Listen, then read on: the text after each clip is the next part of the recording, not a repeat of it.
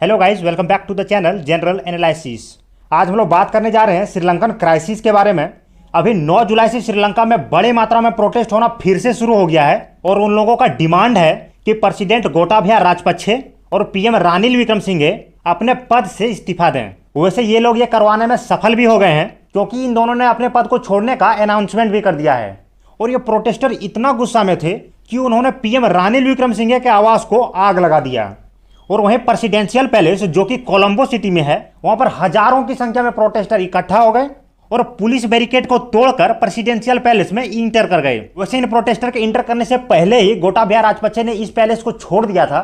और जब ये प्रोटेस्टर पैलेस के अंदर गए तो वहां से कई फोटोज और वीडियोज बाहर आए जिसमें से कुछ फनी भी है। जैसे कि आप इस वीडियो में देख सकते हो, ये लोग स्विमिंग पूल में इंजॉय कर रहे हैं। वैसे इस तरह का प्रोटेस्ट आज से 2 महीने पहले मई 2022 में भी हुआ था। उसमें गोटाभया राजपक्षे के छोटे भाई महिंद्रा राजपक्षे, जो कि उसमें श्रीलंका के पीएम थे, उन्होंने लोगों के प्रोटेस्ट के कारण अपना रेजिग्नेशन दे दिया था। और उसके बाद रानिल विक्रमसिंघे श्रीलंका के पीएम बने, लेकिन उन्होंने भी इस स्थिति को नहीं संभाल पाया। और अब जब लोग प्रोटेस्ट कर रहे हैं तो उन्हें भी अपना रेजिग्नेशन देना पड़ा। अब यदि हम लोग श्रीलंका की इस हालत के पीछे के कारण को देखें तो इसका एक नहीं बल्कि कई कारण हैं। वैसे ये देश बैंकरप्सी के काफी करीब पहुंच रहा है और यदि आने वाले दिनों में इसका हालत नहीं सुधरा तो यह देश बैंकरप्ट भी हो सकता है, जिससे यहाँ की स्थिति और भी बदतर हो जाएगी। और यदि श्रीलंका के अभी की हालत को देखें तो वहाँ पर फूड, फ्यूल, मेडिसिन जैसी असेंशियल चीज़ों का भी शॉर्टेज चल रहा है। इसके साथ ही वहाँ के गवर्नमेंट ने भी कुछ कदम उठाए थे जो इस देश के लिए हानिकारक साबित हुआ। जैसे यहाँ के गवर्नमेंट ने चुनाव जीतने के लिए अपने जनता को टैक्स में काफ़ी राहत दे रखा था, जिसे हम लोग फ्री बीज के नाम से जानते हैं। और यदि आप देखो तो गवर्नमेंट चलती ही है लोगों के टैक्स की वजह से, और यदि आप उसी टैक्स को कम करोगे तो यह प्रॉब्लम होना ही था। इसके अलावा जब रानिल विक्रमसिंघे पिछले 2 महीने के लिए श्रीलंका के पीएम थे, उसमें उन्होंने ज़्यादा करेंसी प्रिंट करने का ऑर्डर दे दिया। उनका मानना था कि ज़्यादा करेंसी होगा तो लोगों के हाथ में पैसा पहुंचेगा और इकोनॉमिक एक्टिविटी बढ़ जाएगा। लेकिन उनका यह फैसला उल्टा पड़ गया।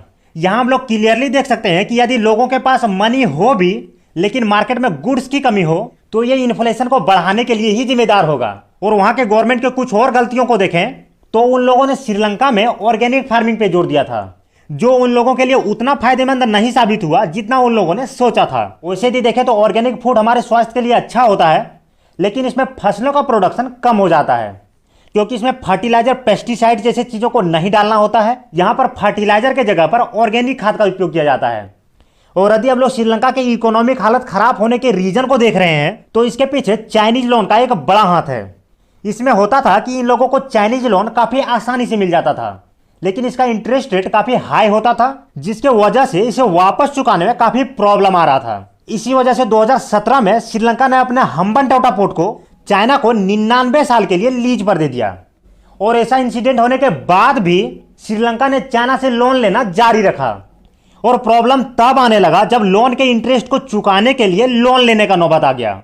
इसके अलावा श्रीलंका में 2019 में ईस्टर बॉम्बिंग केस हुआ था, जिसमें कुछ सुसाइड बॉम्बर ने चर्च को अपना टारगेट बना लिया था, जिससे कि क्रिश्चियन रिलीजन को मानने वाले वेस्टर्न कंट्रीज नाराज हो गए थे।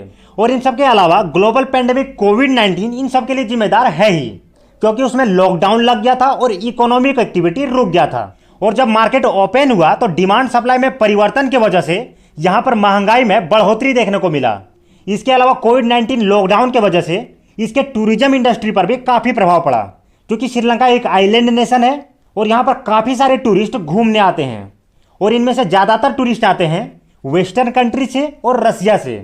और अभी की स्थिति को देखें तो रसिया यूक्रेन में कॉन्फ्लिक्ट चल रहा है, जिसके वजह से इन देशों के टूरिस्ट श्रीलंका में उतनी मात्रा में नहीं आ पा रहे हैं। वैसे इस कॉन्फ्लिक्ट की वजह से और भी प्रॉब्लम हुआ है, जिससे ग्लोबल ऑयल प्राइस का बढ़ना हो या फिर फूड क्राइसिस का बढ़ना हो।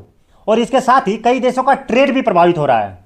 वैसे यदि आप देखें तो इस तरह का प्रॉब्लम विश्व के और भी कई देश फेस कर रहे हैं, लेकिन यहाँ पर ग्लोबल रीजन के साथ साथ गवर्नमेंट के नीतियों ने इस देश का हालत खराब कर दिया।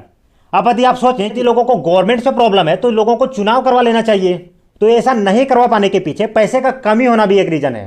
वैसे यदि देखें तो यहाँ की स्थिति रियली काफी खराब है और ये तभी सही होगा जब दूसरे देश और इंस्टीट्यूशन इसके मदद के लिए आगे आएंगे और यहाँ का गवर्नमेंट सही डिसीजन लेगा।